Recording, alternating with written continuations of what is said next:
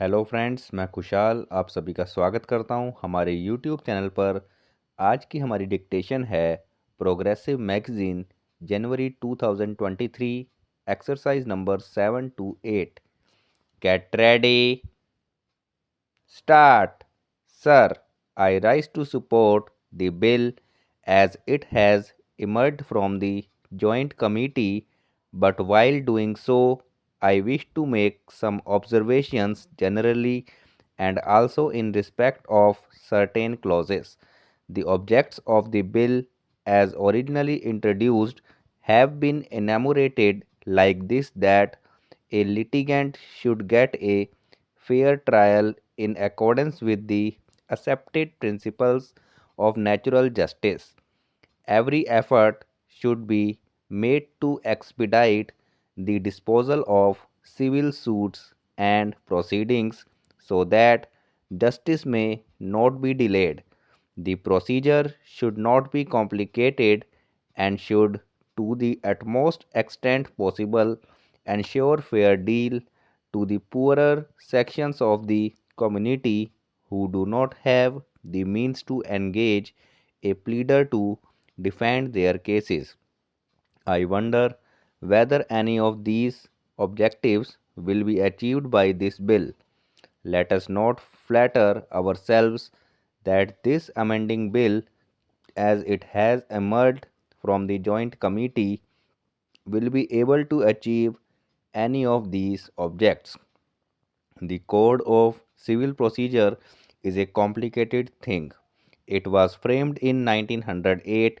We have streamlined it here and there. We have removed some hardship here and there and codified some of the legal decisions. And we have removed certain conflicts in decisions, but that does not mean that the litigant is able to get speedy justice or justice at less expenses.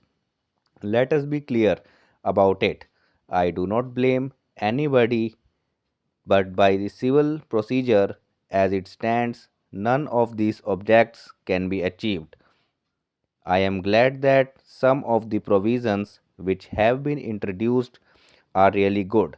They have removed the doubts and conflicts in respect of judicial decisions which had prevailed, each high court giving a different decision about a particular matter that has now been set at rest.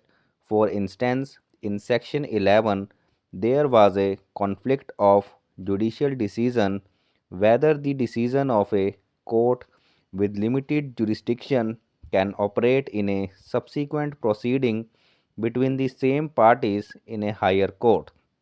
There was a conflict of decisions, and now it is set at rest by saying that the decision of the lower court with limited jurisdiction will operate in a subsequent suit between the same parties in a court with higher jurisdiction.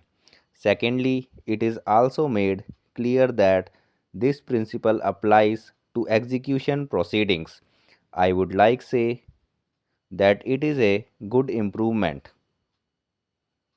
Section 60 of the original Act has been amended, which has given greater concessions to the judgment debtor from arrest and from attachment of his salary that will relieve some hardships. The Law Commission, in its two reports, have recommended the deletion of this section. The bill, as originally introduced, also deleted that section, but the committee, in its wisdom, found that the notice should be there so that cases which are genuine might be settled out of court by the government, so that unnecessary expenditure need not be incurred by the litigant, and also the litigant need not undergo unnecessary expenses and worry. But this section which is being restored should not be understood in favor of the government, but the government should deem it a duty to see that whenever a notice under Section 80 is received. It should examine the claim of the aggrieved citizen and see that it is settled if it is genuine so that litigation could be avoided. Otherwise, the government or the government officer never bothered to look into the notice. The litigant is at a loss and he has to go to the court. The purpose was not being served. Now, I hope with this amendment, the litigation will not be driven to the court to file a suit. In cases of course where the government feel that the claim is genuine, it could be settled and avoid the litigant from going to the court. About Section 100, which speaks of second appeals, they have introduced the words substantial question of law. The wording earlier was on a question of law, a second appeal lie, that is the wording under the existing section 100 of Civil Procedure Code, but they have now put the words on a substantial question of law. A substantial question of law should be involved for a second appeal.